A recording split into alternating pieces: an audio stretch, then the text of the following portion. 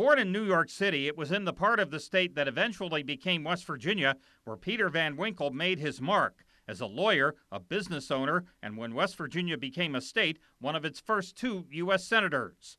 He would make history a few years later when President Andrew Johnson was impeached and faced a Senate trial. He was one of 8 Republicans who voted not to impeach. In fact, he was the last. He was the deciding vote. While a majority of the Senate favored President Johnson's removal, Van Winkle's no vote meant it fell short of the 2/3 majority it needed to do so.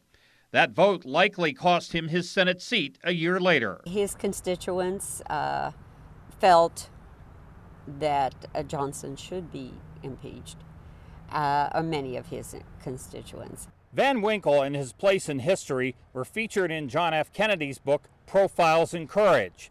And in 1960, when Kennedy campaigned in West Virginia and visited Parkersburg, he took time out to visit Van Winkle's grave. Van Winkle passed away just a few years later.